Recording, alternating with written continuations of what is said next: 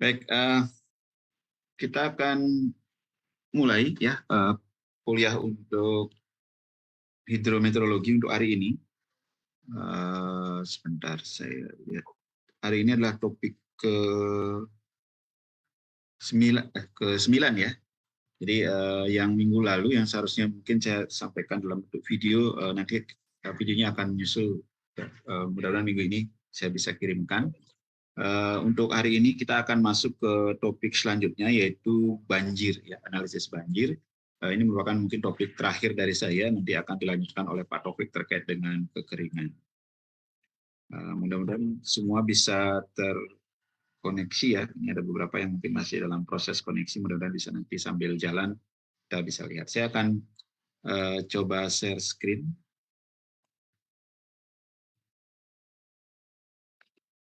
Oke, mudah-mudahan terlihat. Apakah slide-nya terlihat?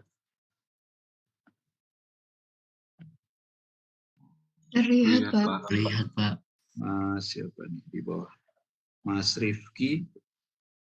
Terlihat slide-nya? Mas Muhammad Yori. Terlihat, Baik. Pak. Ya, baik. Ya, kita akan lanjutkan ya dengan analisis banjir. Nah, mungkin materi ini masih terkait dengan yang kita bahas minggu lalu, yaitu terkait dengan limpasan. Ya. Jadi hari ini mungkin kita akan fokus untuk melihat bagaimana kemudian limpasan tersebut jika dia melebihi satu kapasitas tertentu dan itu akan menjadi banjir. Kan kita lihat beberapa analisis ya, tentu kita akan diawali dengan analisis dalam siklus hidrologi. Nah, ini kira-kira gambar siklus hidrologi yang mungkin saya kira teman-teman sudah paham sepenuhnya ya bagaimana. Maaf, Pak. Ya. Saya izin untuk menjadi co-host, Pak, agar bisa merecord Zoom-nya. Oh ya, silakan. Ya, sebentar. Pausi.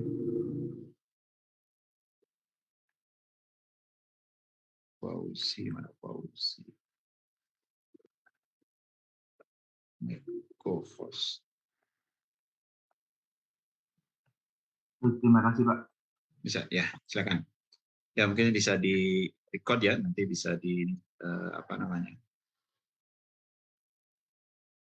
Oke, baik. Ya, siklus hidrologi yang mungkin sudah dipahami ya oleh kita bersama bagaimana proses air ya, di mana dia ada 3 fase dari air tersebut pada saat dia berada di di darat gitu ya, kemudian bagaimana dia berada di laut dan kemudian bagaimana dia berada di atmosfer dengan fase-fase yang berbeda. Dan tentu air yang ada di laut dan atmosfer itu fasenya mungkin tidak terlalu memberikan artinya dampak di permukaannya tidak terlalu besar ya. Tetapi begitu air itu berada dalam fase darat ya, di sana ada proses-proses misalkan terjadi presipitasi atau curah hujan ya, kemudian di sana akan ada aliran permukaan dan seterusnya, kemudian nanti mengalir dalam suatu saluran baik itu stream atau sungai ya, kemudian kembali ke laut ya, ataupun dalam mengisi juga groundwater, maka proses tersebut sangat penting ya, khususnya dalam pemanfaatan air tersebut di permukaan. Nah, inilah beberapa proses bagaimana air itu bersiklus gitu ya, artinya selalu akan berada dalam jumlah yang cukup seharusnya ya, tapi kalau misalkan secara periode dia akan lebih tinggi curah hujan itu meningkat, atau secara temporal dan juga spasial itu berubah, nah ini akan menyebabkan bencana, bisa jadi banjir salah satunya, di mana kondisi banjir itu terjadi jika volume air yang masuk ke dalam suatu wilayah itu tidak mampu ditampung oleh kemampuan tampung alami ya, dari wilayah tersebut. Nah, kalau kemudian kita melihat proses di dalam siklus hidrologi, nah ini juga sama di dalam bentuk diagram gitu ya, di mana air dalam fase atmosfer, hal pertama yang terjadi itu adalah air itu dikembalikan ke permukaan dalam bentuk presipitasi, ya, dalam bentuk curah hujan. Nah, ini yang mungkin sudah kita pahami bagaimana proses curah hujan. kita juga sudah pelajari bahwa curah hujan itu terjadi secara teoritis ada 2 proses yang bisa terjadi di sana, gitu ya, dan kemudian dia mengalami proses kondensasi, kemudian dari kondensasi yang memiliki massa yang lebih tinggi dari gaya angkat ke atas dan akhirnya jatuh sebagai hujan. Nah, setelah air itu kemudian berada di permukaan atau dalam istilah di sini adalah water on surface. Nah, apa kemudian yang terjadi? Apakah air itu kemudian terevaporasi ataukah air itu akan menjadi aliran permukaan atau apa? Ya, tentu sebelum air itu jatuh ke permukaan ada proses yang disebut dengan intersepsi. Di mana intersepsi itu air akan tertahan di dalam kanopi-kanopi tanaman, ya. Kanopi-kanopi itu akan menampung air tersebut yang nantinya seperti mungkin digambarkan di sini, yang nantinya air tersebut akan dievaporasikan kembali, artinya dikembalikan ke atmosfer. Nah, hal berikutnya adalah setelah intersepsi terjadi, maka air itu akan jatuh ke permukaan. Ya, jadi air yang di permukaan itu, hal pertama yang terjadi, dia akan mengisi depression storage, dia akan mengisi kondisi tanah, ya, kondisi tanah yang dalam keadaan misalkan kering. Nah, itu kemudian diisi yang pertama kali. Jadi storage dari soil moisture tadi itu diisi dulu. Ya. Nah, setelah terjadi pengisian dan terpenuhilah misalkan kemampuan kemampuan tanah dalam menampung air tadi, maka baru proses berikutnya akan terjadi. Ya. Ada proses evaporasi, jadi penguapan yang terjadi ke atmosfer kembali dari tanah. Kalau tadi kan evaporasi yang terjadi dari kanopi. Nah, ini terjadi dari tanah. Setelah tanah itu diisi oleh air dari tanah dalam kondisi lembab maksimum, gitu ya, dan dia akan mengalami proses evaporasi. Nah, jika curah hujan terus meningkat dan mengisi kondisi tanah tadi, maka hal berikutnya yang terjadi adalah proses yang namanya infiltrasi. Jadi ada proses pengisian air di permukaan yang kemudian akan mengisi zona prakaran, ya, root zone storage. Nah, itu akan diisi proses infiltrasi sampai kondisinya maksimum atau jenuh. Ya.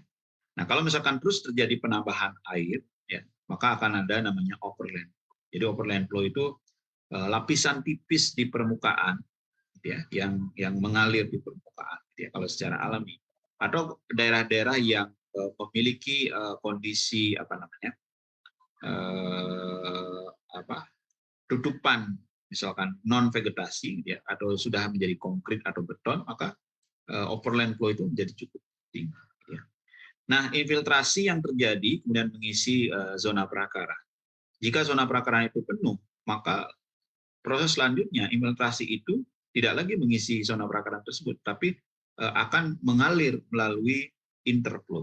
Ya, jadi akan ada aliran-aliran di dalam antara permukaan dan zona prakaran itu yang akan mengalir. Nah, itu yang disebut dengan interflow. Nah, zona prakaran tadi, kalau misalkan dia sudah dalam kondisi penuh, berikutnya juga akan mengalami proses evaporasi, evapotranspirasi, penguapan, dan air itu akan juga mengalir, ya, mengisi interflow, ya. Jadi di mana interflow itu nanti terakumulasi, dia akan mengalir ke dalam saluran-saluran. Nah, itulah yang akan masuk menjadi channel flow. Ya, jadi misalkan di sungai, gitu yang kita lihat. Nah, zona prakaran tadi kalau misalkan sudah penuh, tentu akan juga mengalir ke gravitasi ke bawah. Nah, ini yang disebut dengan recharge, groundwater recharge, karena dia akan mengisi groundwater storage, dan groundwater storage pun dia akan mengalir keluar yang disebut dengan groundwater flow, gitu ya, groundwater flow, dan nanti akan terakumulasi dan bergabung dengan saluran-saluran yang ada di channel, ya. Dari channel itu bisa juga di yang saya beri lingkaran merah ini, dia akan tersimpan juga dalam suatu reservoir, misalkan ingin dimanfaatkan, gitu ya. Nah, itu akan juga tersimpan di dalam reservoir, misalkan bendung dan lain sebagainya, dan tentu dia akan mengalir juga dan bermuara ke laut. Nah, itulah proses. Jadi kita bisa perhatikan di mana air itu berada, kapan, berapa jumlahnya, ya, dengan mengetahui bagaimana proses dari siklus hidrologi tersebut.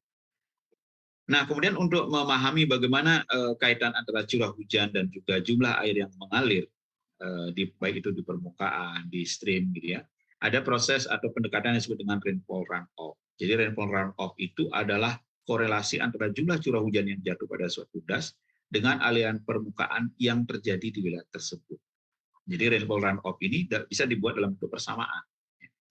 Jadi bisa diestimasi berapa runoff berdasarkan rainfall yang jatuh di wilayah tersebut. Nah, beberapa faktor yang mempengaruhi rainfall runoff atau berapa jumlah runoff berdasarkan curah hujan. Itu paling tidak ada 4 faktor yang adalah karakteristik dari curah hujan tersebut. Ya, seperti kita lihat di diagram sebelumnya, maka jumlah curah hujan akan mempengaruhi berapa jumlah air yang menjadi runoff tadi, ya, yang disebut dengan interflow, ya, stream flow dan sebagainya. Kemudian juga proses infiltrasi. Jadi proses infiltrasi itu sangat mempengaruhi karena infiltrasi ini akan mengurangi jumlah air yang mengalir melalui di permukaan. Ya. Jadi kalau misalkan kapasitas infiltrasinya cukup tinggi, maka itu akan dipenuhi dulu sampai dia menjadi maksimum. Nah, setelah kapasitas infiltrasi itu terpenuhi, baru air itu akan mengalir menjadi interflow. Tetapi sebelum misalkan kapasitas infiltrasi itu terpenuhi, maka interflow sama nol. Dia akan mengisi terus infiltrasi ya sampai dia kondisi maksimum. Kemudian yang berikutnya adalah kehilangan air dalam bentuk evapotranspirasi. Ini artinya ini terkait dengan kondisi tutupan lahan, ya. Kondisi vegetasi yang ada di lahan tersebut. Kemudian bagaimana kondisi kadar air tanah dan sebagainya. Itu akan mempengaruhi ya runoff yang terjadi. Dan baru terakhir adalah ada stream flow. Nah, ini akan kita coba diskusikan gitu ya. Ada 4 hal yang akan mempengaruhi bagaimana runoff di suatu wilayah berkaitan dengan nilai curah hujan. Nah, kemudian pertanyaan berikutnya, setelah kita mengetahui rainfall runoff, bagaimana kemudian mengestimasi berapa jumlah debit atau runoff yang terjadi berdasarkan jumlah curah hujan? Nah, ini metode yang paling umum digunakan. Ada disebut dengan metode rasional. Jadi metode rasional itu adalah suatu korelasi secara rasional. Ya. Jadi jumlah debit itu merupakan jumlah perkalian antara curah hujan yang jatuh dikalikan dengan wilayah. Ya, berapa luasan wilayah. Artinya semakin luas wilayah, maka semakin besar debit juga. Semakin besar curah hujan, maka semakin besar debit yang akan. Ya. Jadi metode rasional yang digunakan itu ada beberapa prasyarat. Pertama, debit itu mengalir dalam suatu event. Ya, event bis. Gitu ya. Jadi eventnya misalkan curah hujan dalam 1 jam, maka debit yang terjadi adalah berdasarkan curah hujan yang jatuh di jam tersebut. Nah, metode rasional ini dirumuskan dengan Q sama dengan CI kali A, di mana C itu adalah koefisien runoff. Jadi koefisien runoff ini sangat dipengaruhi oleh beberapa faktor, salah satunya itu adalah land use. Ya, bisa juga dipengaruhi oleh topografi. Ya. Nah, nilai C ini biasanya sudah given, gitu ya, diberikan. Misalkan kalau land use-nya sekian, land use-nya apa, maka nilai C-nya adalah sekian. Kemudian I, ya, di dalam rumus Q sama dengan CIA. I itu adalah intensitas dari curah hujan. Jadi intensitas curah hujan itu adalah intensitas curah hujan selama time konsentrasi, ya, selama TC.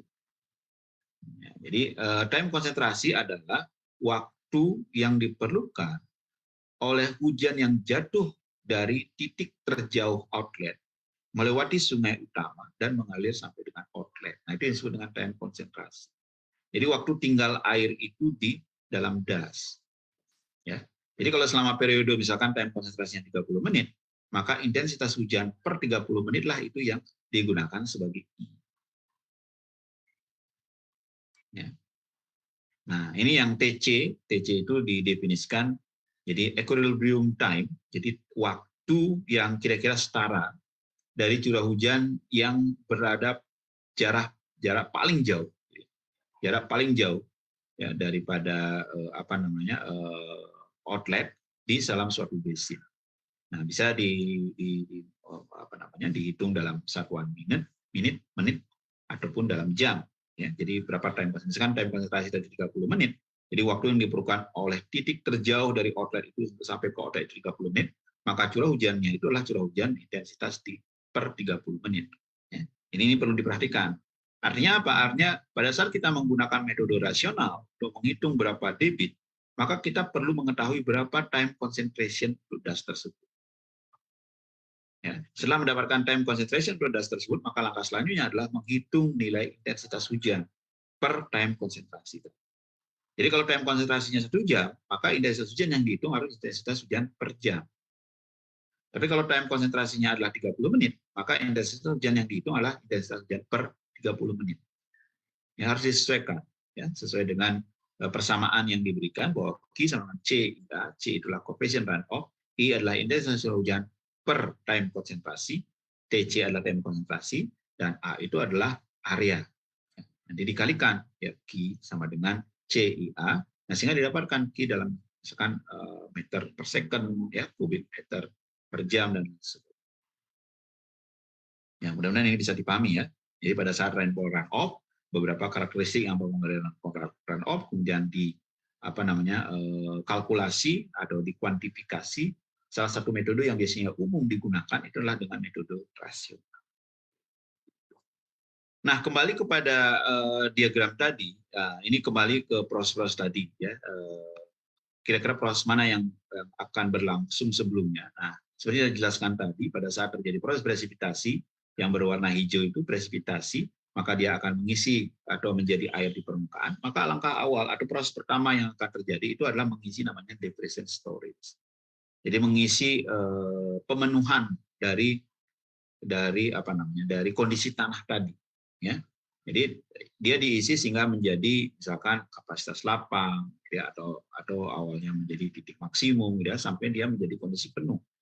Baru terjadi proses evaporasi. Dan juga setelah dia penuh, ya, depression storage, dia akan menjadi infiltrasi, mengisi daerah perakaran, kemudian baru akan menjadi perkolasi, ya. Nah, baru sisanya juga akan dialirkan menjadi interflow, yang water storage tadi kalau misalkan sudah maksimum depression storage-nya, artinya kapasitas lapang sudah terpenuhi, maka tambahan curah hujan itu akan menjadi overland. Nah, keseluruhan flow tadi itu akan terakumulasi masuk ke dalam channel atau juga masuk ke dalam suatu reservoir, ya, dan itu akan disimpan dan dimanfaatkan. Baik. Nah, kemudian berikutnya ada disebut dengan hidrograf.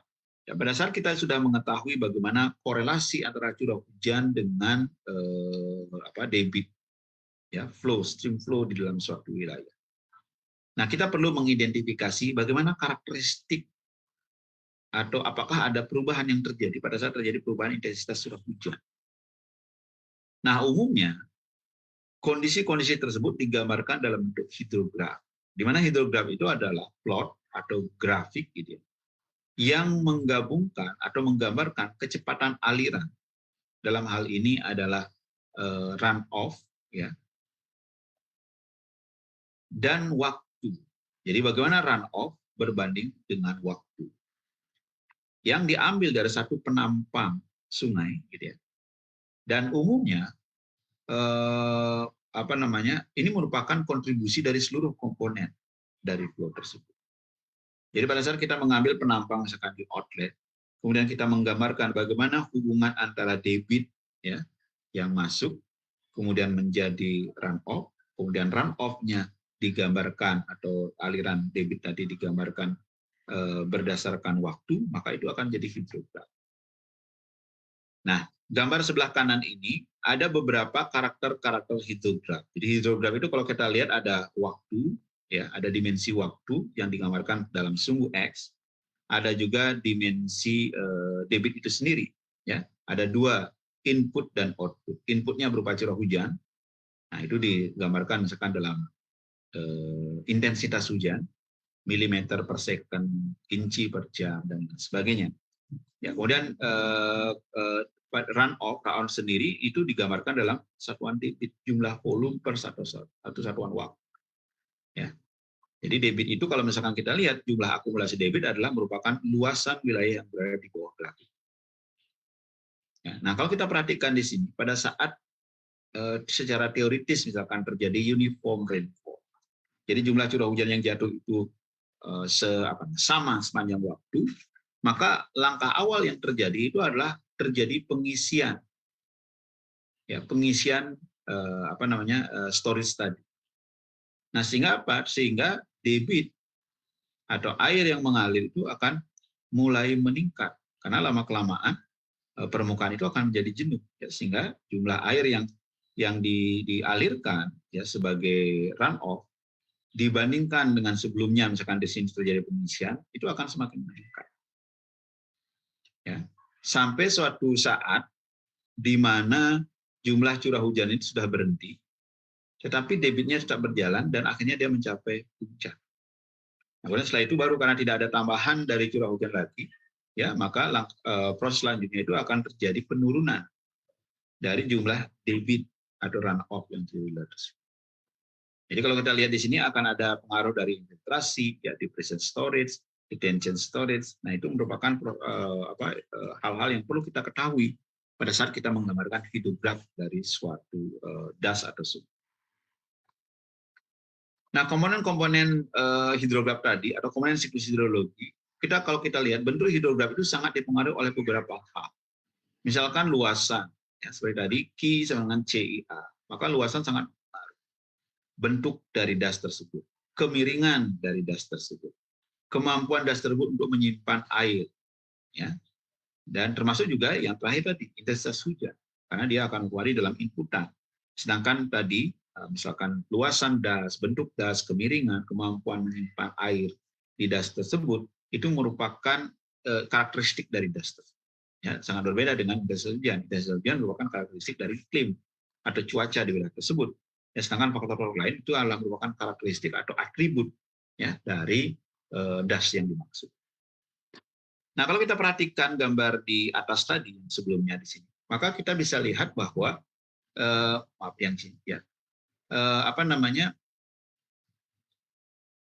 flow, gitu ya, flow atau interflow, gitu ya, overland flow. Itu terjadi setelah terjadi kondisi jenuh ya di permukaan. Dan di sini juga disampaikan overland flow itu terjadi hanya 10%, ya, 10% dari total flow yang ada di wilayah tersebut. Jadi overland flow itu hanya 10%. Jadi sebagian besar 90%-nya itu justru dari groundwater. Ya. Groundwater. Jadi kalau kita lihat di sini dari groundwater. Jadi overland flow itu hanya 10%. Channel flow yang paling tinggi, yang cukup tinggi dan groundwater flow. Nah, itu akan terakumulasi. Nah, dan tentu overland flow ini akan lebih tinggi kalau daerah urban, daerah yang tadi vegetasinya mungkin jarang tapi sudah tertutup dengan konkrit, gitu ya, dengan semen dan sebagainya, maka dia akan meningkat ya jumlah overland flow di sana.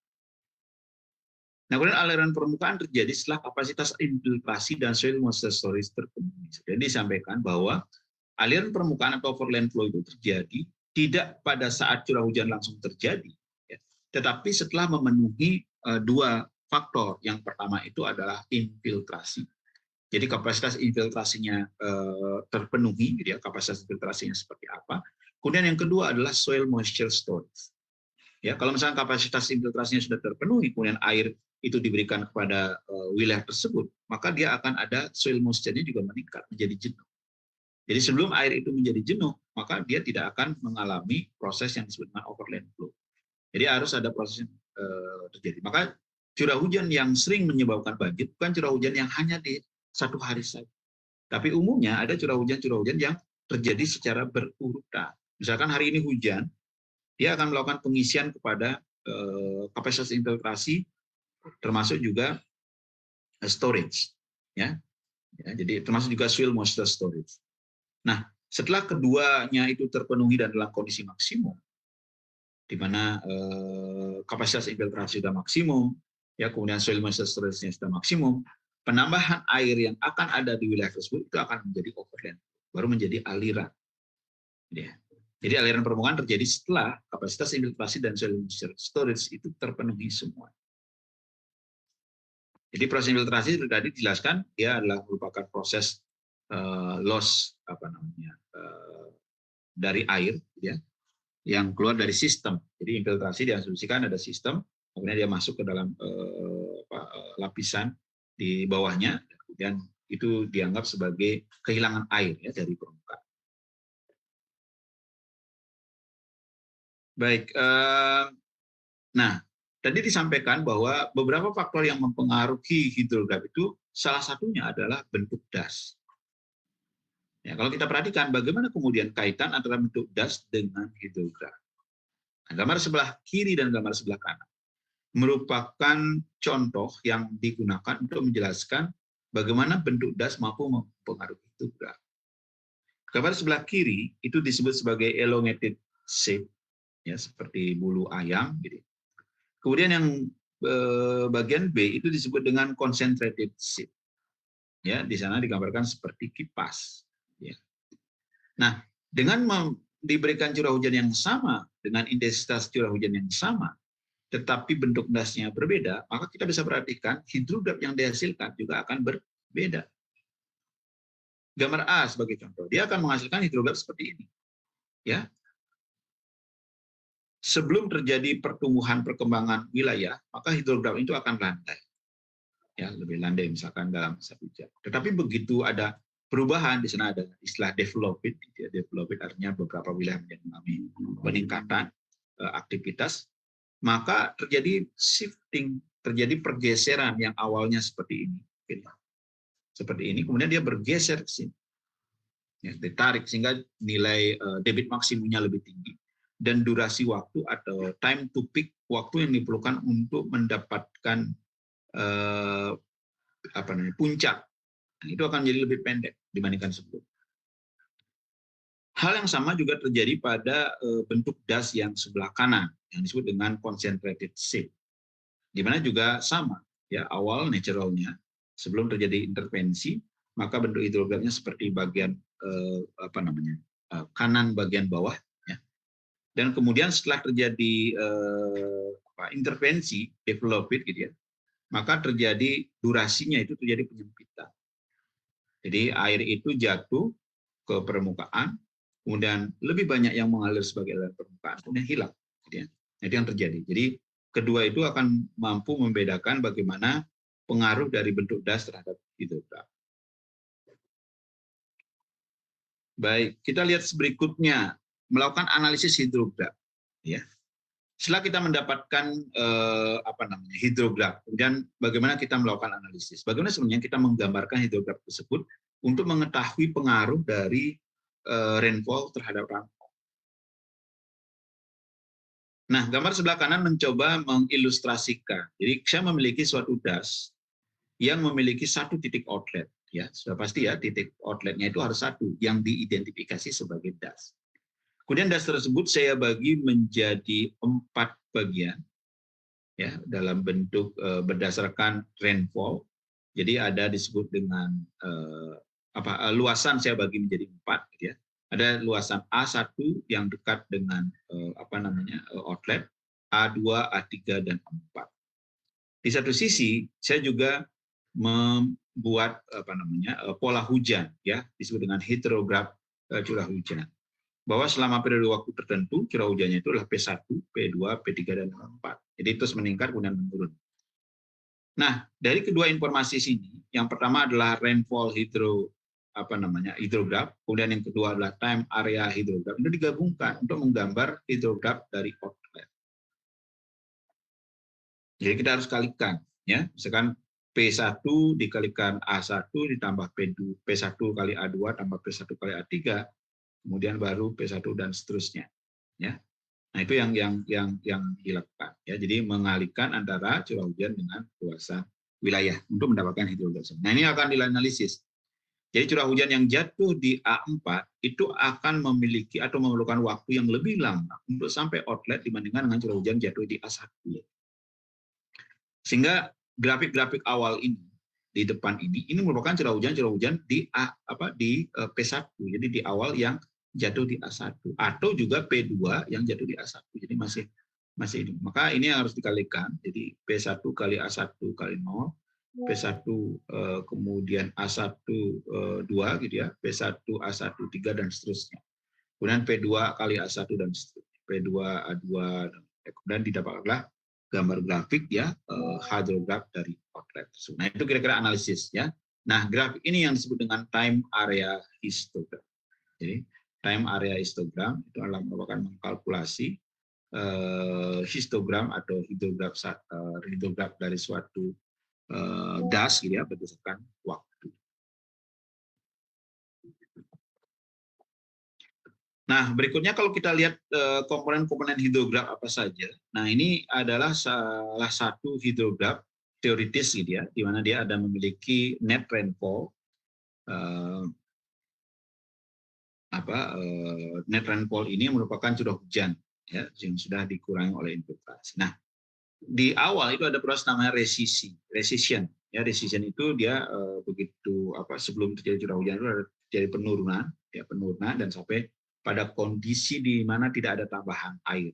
Nah, kondisi inilah yang diidentifikasi sebagai base flow. Jadi base flow itu adalah aliran dasar. Ya, aliran dasar itu aliran yang alami yang digunakan untuk misalkan wetland gitu ya. Jadi mengelola wetland daerah-daerah yang memiliki air ya.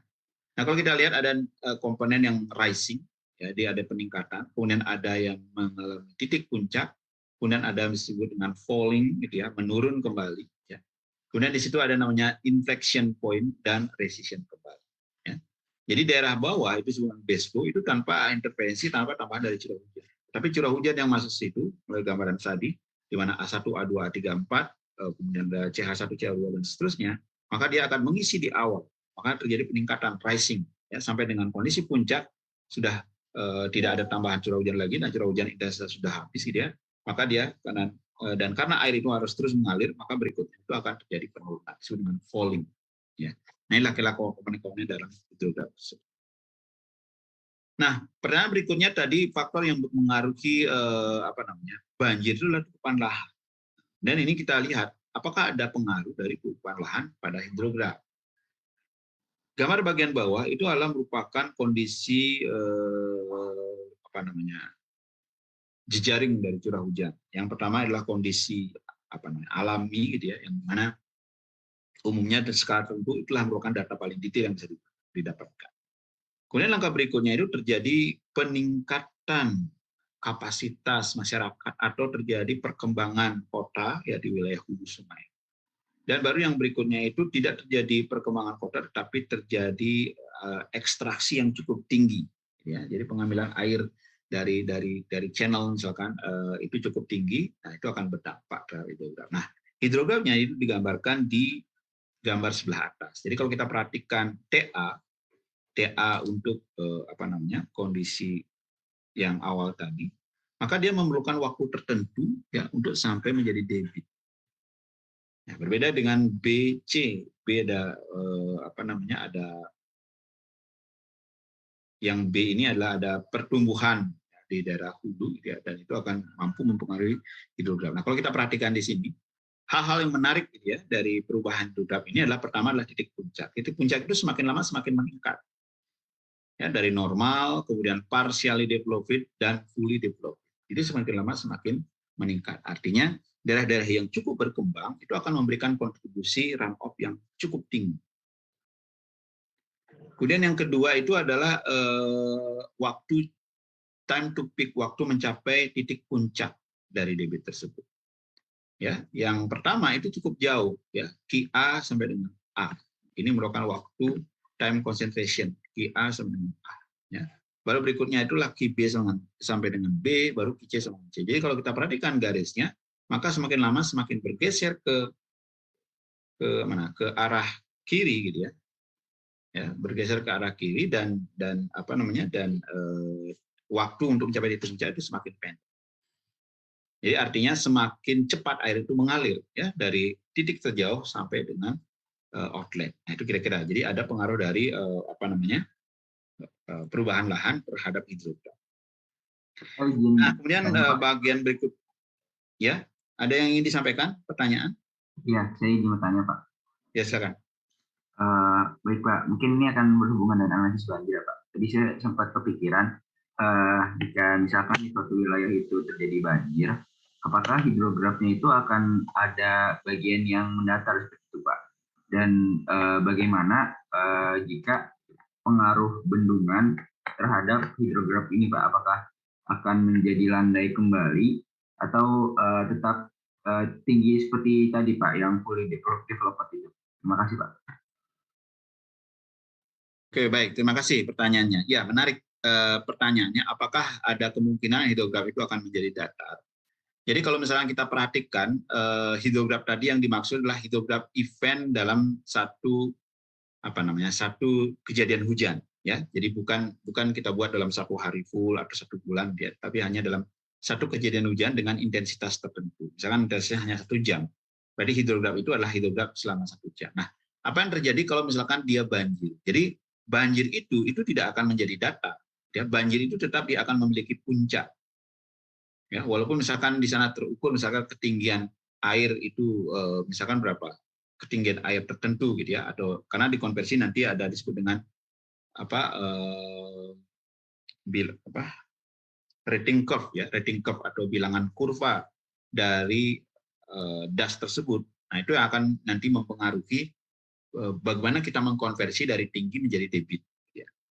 Nah, artinya kalau kita bisa mengetahui tinggi, maka kita bisa mengetahui debit. Nah, kemudian apakah tinggi tadi, ya tinggi tadi itu akan bisa menjadi data. Nah, kalau misalkan dilihat dari jumlah curah hujan, kemudian proses itu tidak mungkin dia menjadi datar. Pasti ada suatu kondisi di mana dia akan menjadi puncak. Kemudian di satu sisi, saat curah hujan itu berhenti, ini kan curah hujan hanya 1 jam intensitasnya. Begitu curah hujan itu berhenti, debit itu akan terus ada. Jadi setelah dia seluruh air yang tadi jatuh di permukaan itu mengalir, nah itulah yang akan menjadi debit puncak. Nah, setelah berikutnya tidak ada lagi tambahan curah hujan, tetapi run off itu debit itu terus ada. Nah, itulah yang akan kemudian mengalami penurunan. Jadi kalau misalnya kita perhatikan di sini. Nah, di sini jadi curah hujan yang jatuh A1 itu kan paling dekat dengan outlet ya. Sedangkan P1 misalkan P1 adalah curah hujan di awal waktu. Jadi kalau misalkan curah hujan itu jatuh di P1 ini dengan jumlah curah hujan juga umumnya kan tidak langsung sama gitu ya, tapi dia akan sedikit di awal. Nah, pada saat curah hujan P1 ini jatuh di waktu awal T1, maka curah hujan itu akan mengisi A4, A3, A2 dan A1. Ya, pada saat P2 misalkan bisa jadi air yang jatuh di A1 itu sudah sampai dengan outlet. Jadi yang pertama sampai outlet itu adalah P1 dikalikan dengan A1. Itu adalah sampai di outlet. Karena pada waktu T1 curah hujan P1 dikali A1 itu sudah sampai outlet. Nah, itulah kemudian digambarkan di sini. Jadi P1 dikali A1. Pada T berikutnya, T2, maka yang akan sampai di outlet itu adalah P1 dikali A2. Jadi curah hujan yang jatuh di A2 tadi itu sekarang sudah sampai ke outlet. Ditambah sekarang curah hujan P1, P2 dikalikan dengan A1. Ini kan curah hujan berikutnya yang jatuh di A1, A2, A3. Ya, jadi sekarang untuk T2 debit yang mengalir itu adalah P1 dikali A2 ditambah A2 ditambah P2 dikali dengan A1. Jadi P1 dikali A2 ditambah P2 kali A1. Nah, itulah yang mengalir di berikutnya. Dan seterusnya. Berikutnya misalkan di T3. T3 berarti kembali lagi yang mengalir itu adalah yang P2 dikali A1 ya, nanti ditambah P3 kali A1 ya, maaf, P3 dikali A1 ditambah P2 kali A2 ya. Mungkin ini belum sampai ya. Jadi P1 ditambah A3, maka P1 lah yang akan mengisi A3 itu yang mengalir ke sini dan seterusnya. Dia akan berurutan seperti itu. Nah, sehingga kalau kita gambarkan, jumlahkan gitu ya. Mungkin nanti di kebetulan ini tidak ada praktikum ya, tapi kalau misalkan kita punya data, nah kita bisa lihat ya, nanti coba saya carikan data. Dia akan kalau misalnya kita akumulasi akan bentuknya seperti ini. Demikian mungkin Mas Fauzi ya. Jadi datar sepertinya tidak mungkin terjadi karena pada saat itu akan terus berurutan. Ya, A1 kali P1, berikutnya akan A1 kali A2 kali P1 dan seterusnya. Mudah-mudahan bisa dipahami ya. Nanti kalau tidak kita bisa lihat dari data, kemudian kita coba hitung ya, sehingga kita bisa plotkan dan akhirnya akan grafik seperti itu. Baik, ada pertanyaan lagi ya? Mungkin yang satu lagi belum terjawab, Pak. Jika ada bendungan di suatu wilayah, apakah nanti akan mengembalikan hidrografnya menjadi semula gitu, Pak? Atau tetap curam? Ya, yang hidrograf yang dimaksud di sini adalah hidrograf alami. Ya, artinya tanpa ada bendungan. Begitu ada bendungan, maka hidrograf berikutnya itu bukan menjadi hidrograf. Dia tidak disebut sebagai hidrograf sungai tersebut, tapi sudah dipengaruhi oleh intervensi manusia. Karena di sana ada operasional. Ya. Jadi dia tidak dikembalikan ke hidrograf alaminya, tetapi bendungan itu akan merubah ya hidrograf yang terjadi di wilayah tersebut. Jadi pada saat awal begitu bendungan itu dibangun, maka hidrografnya itu pasti akan kecil karena tahap awal dalam adanya bendungan itu kan pengisian dulu. Nah, pengisian dulu, nah setelah kemudian dia penuh, maka air yang akan mengalir ke daerah hilir selanjutnya itu sangat dipengaruhi oleh operasional dari si bendungan tersebut. Ya, jadi operasional itu dia intervensi manusianya cukup tinggi, ya. Jadi kalau misalkan banjir atau curah hujan tinggi, maka air itu akan dilepas, gitu ya, dilepas terlebih dahulu sebelum air yang datang itu tinggi, karena fungsinya apa, bendungan itu akan mampu menampung air yang cukup tinggi. Tetapi kalau musim kemarau, diprediksi berikutnya akan musim kemarau, maka air itu harus penuh, harus pada batas maksimum. Tapi begitu diprediksi akan musim hujan, maka air itu akan dikeluarkan, ya, jadi akan dilepas sehingga dia tampungnya masih cukup tinggi. Jadi itu operasionalnya sangat dipengaruhi oleh intervensi manusia, sehingga hidrografnya mungkin tidak lagi menggambarkan hidrograf alami. Nah, kalau mau mendapatkan hidrograf alami, itu harus kembali ke daerah hulunya. Ya, daerah hulu sebelum air itu masuk ke bendungan. Nah, kemudian di sana adalah dilakukan pengukuran, maka itu adalah merupakan hidrograf alami dari sungai. Demikian mungkin Mas Fauzi. Baik, sudah cukup. Terima kasih, Pak. Baik, terima kasih. Saya coba lanjutkan ya beberapa bagian lagi. Nah, dalam melakukan analisis banjir, ya. Nah, ini kira-kira proses yang struktur bagaimana analisis banjir itu dilakukan. Ada yang disebut dengan banjir rencana. Banjir rencana itu adalah istilahnya banjir itu adalah debit rencana. Debit rencana itu berarti apa? Frekuensi analisis. Jadi setelah kita mendapatkan data secara histori, maka kita membuat rencana banjir, membuat rencana aliran dengan menggunakan yang namanya return period, ya, atau periode ulang. Jadi kita membuat periode ulang misalkan 50 tahunan, 20 tahunan, 25, 10, 5 tahunan, sampai dengan 100 tahunan ataupun lebih. Nah, itu akan dilakukan analisis frekuensi. Nah, kemudian juga dari data-data historis kita membuat namanya tadi rainfall runoff, ya, pemodelan, dimodelkan. Nah, dari rainfall runoff itu kemudian nanti dianalisis, didapatlah namanya tadi puncak debit Ki puncak, mendapatkan hidrograf, ya, hidrograf berdasarkan data, dan hidrograf unit hidrograf. Jadi hidrograf dan unit hidrograf ini dua hal yang berbeda. Hidrograf itu akan dipengaruhi oleh curah hujan yang masuk ke wilayah tersebut. Unit hidrograf tidak dipengaruhi oleh curah hujan. Jadi unit hidrograf adalah bentuk hidrograf per 1 mm atau 1 unit satuan curah hujan. Jadi kalau curah hujan itu jatuh 1 mm, bagaimana bentuk hidrografnya? Itulah disebut dengan unit hidrograf. Jadi itulah karakteristik dari das tersebut. Sedangkan kalau hidrograf yang dimaksud itulah curah hujan sepanjang time konsentrasi. Ya, itu kemudian nah itu disebut dengan hidrograf sederhana. Nah, dari data-data misalkan Ki puncak, gitu ya, puncak debit, puncak aliran, hidrograf dan unit hidrograf, itu dibuatlah suatu analisis, misalkan dengan metode rasional tadi, ya. Kemudian dibuat dengan aktual atau dengan unit hidrograf itu bisa juga diestimasi secara sintetik, ya. Misalkan unit hidrograf metode Nakayasu, misalkan, atau Schneider, SCS, Gamma. Nah, didapatkanlah satu unit hidrograf. Nanti di dalam pemodelan itu bisa mudah, sudah bisa dipilih, ya. Nakayasu mungkin tidak familiar di dalam model, tapi Schneider, SCS, dan Gamma itu bisa didapatkan. Ya. Nah, dari ketiga informasi ini, Ki puncak, kemudian hidrograf sederhana dan hidrograf, kemudian dianalisis, itulah yang digunakan untuk menelusuri atau merouting banjir itu seperti apa. Nah, itu disebut dengan flood routing. Ya, jadi didapatkanlah flood routingnya seperti apa.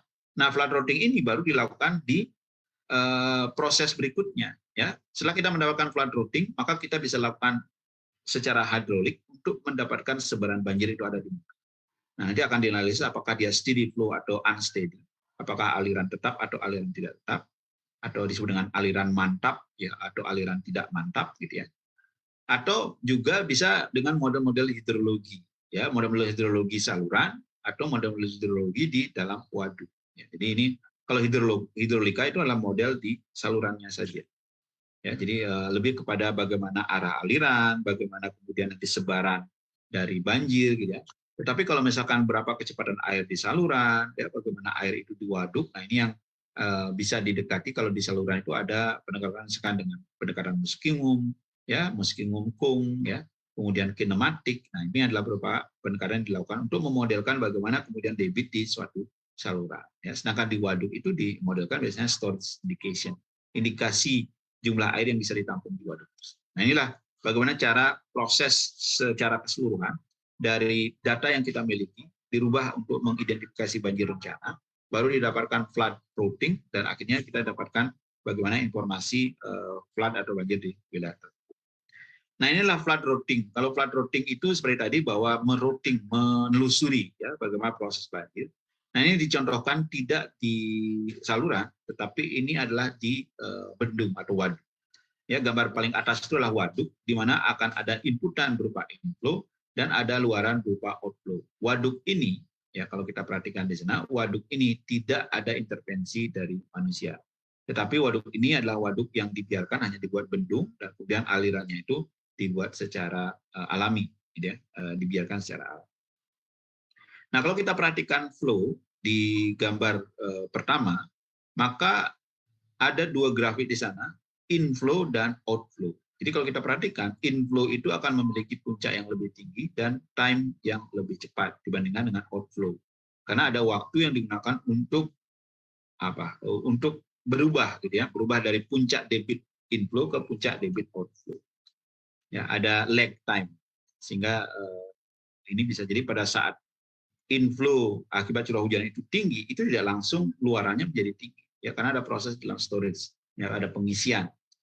Nah, kalau kita lihat kemudian grafik di pengisian, jadi bendung ini asumsinya awalnya kosong. Jadi awalnya kosong, kemudian nanti setelah penuh baru dia akan mengalir. Sama seperti di sini, jadi awalnya kosong, ya, maka alirannya itu kecil, gitu ya. Tapi begitu dia penuh, maka baru mengalir dan disinilah outline-nya akan meningkat. Ini juga sama.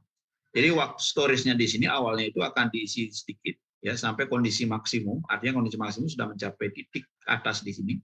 Begitu ada pengisian lagi, maka akan meningkat dan akhirnya mengalir mengalir, gitu ya.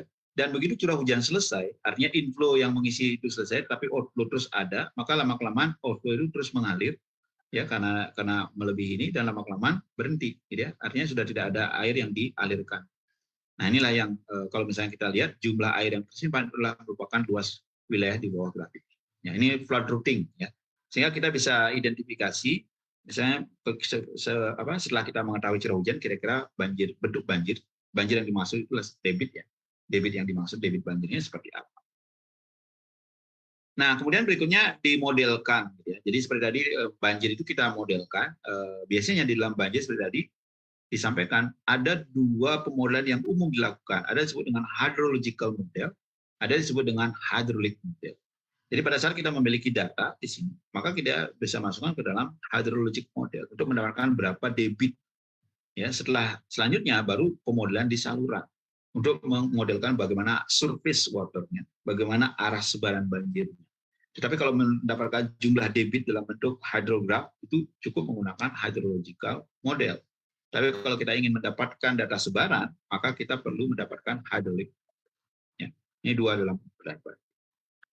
Nah, dalam hydraulic model itu kita perlu mengidentifikasi namanya floodway, ya, kemudian river bank, ya, floodplain dan lain sebagainya. Ini adalah beberapa. Jadi hydraulic model itu analisis model saluran yang yang diinput adalah cross section atau geometri dari sungai tersebut. Jadi geometri sungai itu didapatkan dari luas penampang seperti ini, kemudian didapatkan nilai tinggi sini. Nah, air yang mengalir di sini, the main channel ini, itu akan meluap itu keluar. Ya, perhitungannya itu berapa sampai mana di floodway. Ya. Nah, sama seperti ini. Jadi ini akan mengalir seperti ini, dan ini cross section ini akan terus mengkalkulasi. Jadi begitu dari satu titik cross section ke cross section berikutnya, kemudian di cross section berikutnya dikalkulasi dia menyebarnya seperti apa. Ya, sehingga semakin rapat cross section yang kita gambarkan, maka hasilnya pun akan lebih detail. Nah, ini adalah dari hidrograf satuan. Jadi memperkirakan hubungan antara hujan efektif, ya, 1 mm dengan das. Nah, ini merupakan karakteristik dari das, ya. Jadi mungkin hidrograf satuan masing-masing itu akan berbeda. Nah, ini tadi flow routingnya. Jadi flow routing yang misalkan di Katulampa, gitu ya, itu akan berbeda dengan hidrograf flow-nya itu yang ada di Depok ataupun Manggarai. itu akan pasti berbeda, ya, karena ada pergeseran tadi, ya, ada ditelusuri, penelusuran, ya, yang terjadi.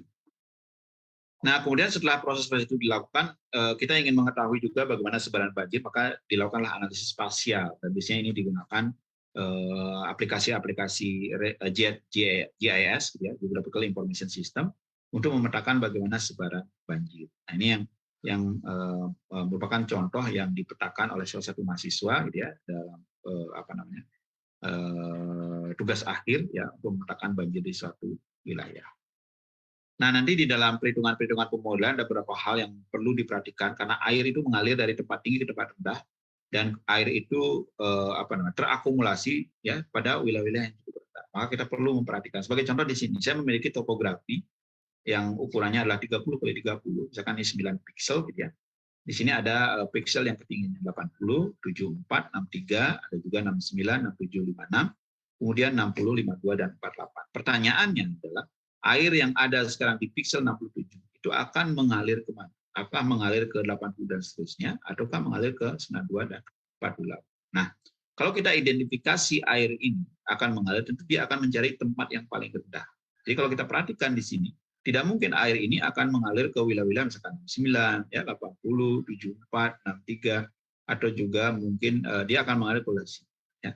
Nah, kemudian kalau kita identifikasi dua titik terjauh, artinya jaraknya paling jauh dari 67 itu adalah 52 dan 48. Pertanyaannya sekarang, kemana air itu mengalir? Apakah ke piksel 48 ataukah ke piksel 52?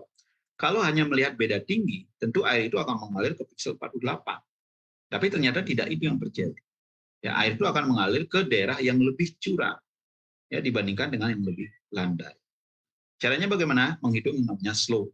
Ya. Jadi slope itu dihitung dari perbedaan ketinggian dibagi dengan jarak. Nah, 67 dan 48 itu kalau kita hitung slope-nya, itu adalah 67 dikurangi 48 dibagi dengan 30 akar 2. Kenapa akar 2? Karena jaraknya bukan jarak diagonal. Ya. Jadi jarak diagonal, maka kita hitung 67 dikurangi 48 per 30 akar 2 sama dengan 0,45. Bagaimana kalau dengan 52? 52 juga dihitung, ya, 67 dikurangi 52 dibagi dengan 30. Hasilnya adalah 0,5. Nah, kemudian kita bandingkan kedua ini, yang satu slope-nya 0,45 artinya lebih landai, ya, dibandingkan dengan 0,5 yang lebih curam. Jadi air itu akan mengalir ke arah selatan, ya, ke piksel dengan ketinggian 52. Walaupun kalau kita lihat beda tingginya itu lebih jauh yang 48, tetapi jarak yang menyebabkan nilai kemiringannya atau slope-nya itu menjadi lebih rendah dibandingkan dengan nilai slope di 67 ke 52. Nah, itu yang kita perlu perhatikan, ya. Nah, kemudian ada juga flow direction. Flow direction itu sangat sulit untuk mengkuantifikasi data-data kualitatif. Jadi pada saat kita mengatakan ke utara, ke selatan, ke timur, arah aliran, tapi tidak bisa dilakukan perhitungan karena tidak diangkakan, tidak dikuantifikasi. Sehingga langkah selanjutnya dilakukan adalah mencoba mengkuantifikasi arah aliran. Nah, sesuai dengan contoh sebelumnya, air itu mengalir dari piksel 67 ke 52. Nah, tidak mungkin kita membuat, oh itu arahnya ke bawah, arahnya ke selatan. Maka perlu dikuantifikasi dengan angka yang disebut dengan flow direction. Nah, flow direction di dalam GIS itu menggunakan grid, di mana satu itu di arah kanan, gitu ya, kanan, atau kalau misalkan di gambar itu adalah satu itu adalah ke timur, gitu ya, timur. Ya, kemudian 2, 3, seterusnya. Jadi 1 itu 2 pangkat 0, 2 pangkat 1, dan seterusnya, sampai dengan 128. Ya, jadi begitu kita mengatakan bahwa air itu mengalir dari 67 ke 52, maka flow direction-nya itu adalah 4. Jadi kita sudah mengetahui bahwa 4 itu adalah ke arah selatan. Nah, setelah didapatkan data tersebut baru dipetakan, ya, genangan dipetakan dan bisa digambarkan dalam bentuk pendekatan 2 dimensi ataupun 3 dimensi. Nah, ini biasanya umum dilakukan dengan aplikasi-aplikasi GIS. Atau berikutnya kita bisa gunakan data-data tadi yang sudah diakumulasi dalam bentuk persamaan-persamaan, itu dibuat dalam bentuk early warning system, sistem peringatan dini yang real time. Ya. Jadi selama ini sangat sulit untuk estimasi berapa curah hujan yang menyebabkan banjir. Dengan mengetahui analisis ini kita bisa dapatkan data radar, data satelit, model prediksi masuk sebagai data input, kemudian visualisasinya secara real time. Walaupun di sana akan ada server yang kerja untuk menganalisis data-data yang diperoleh dari inputan tersebut. Nah, ini adalah data contoh hasil yang coba kami peroleh dengan mahasiswa, ya, yang tadi saya sampaikan ada skripsi. Dari data kemudian dilakukan analisis, ternyata hasil pemodelan yang hasilkan itu mampu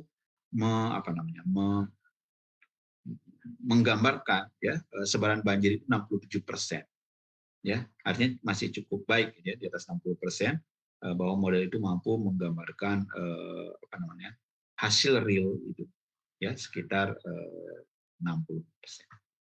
Baik, itu kira-kira yang bisa disampaikan terkait dengan banjir. Secara umum ada beberapa hal. Yang pertama, siklus hidrologi, bagaimana kemudian mengidentifikasi banjir, komponen-komponen dari hidrograf, bagaimana membuat hidrograf, bagaimana menyusun hidrograf, dan nanti mungkin kita bisa contohkan nanti bagaimana menggambarkan hidrograf berdasarkan dari data yang diperoleh, ya. Kemudian bagaimana melakukan penelusuran banjir, bagaimana menganalisis data-data yang digunakan sebagai inputan dalam data banjir, termasuk tadi di bagian akhir itu adalah contoh aplikasi yang digunakan dalam memodelkan banjir. Demikian mungkin yang disampaikan. Kalau ada pertanyaan, kita masih punya beberapa saat waktu yang mungkin kita bisa gunakan untuk diskusi. Terima kasih. Ada pertanyaan? Silakan.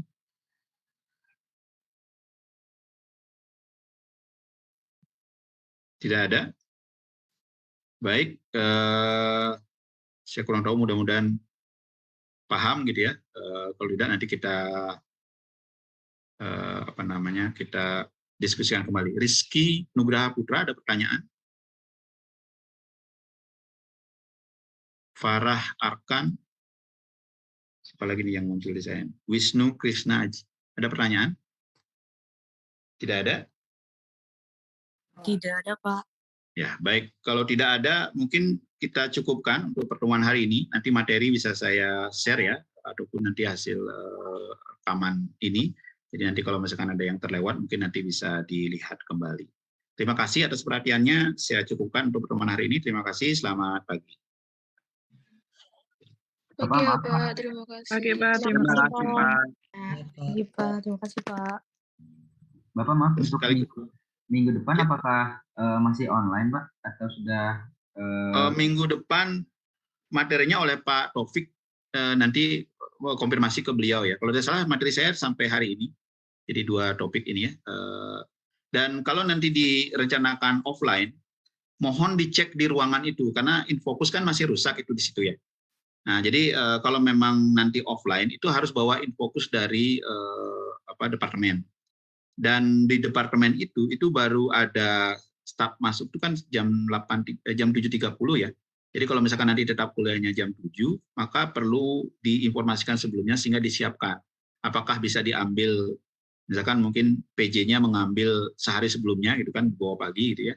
Atau bagaimana gitu mekanisme. Karena kalau misalkan pagi-pagi itu pasti menunggu jam 8, jam 7.30 itu baru datang dan baru dibawakan. Makanya itu tadi saya antisipasi, kalaupun di sana mungkin mulai kuliah, kalaupun offline itu pasti jam 8 gitu. Nah, sedangkan saya akan ada kuliah lagi untuk pasca, jadi akan tabrakan. Maka saya putuskan untuk hari ini masih tetap online.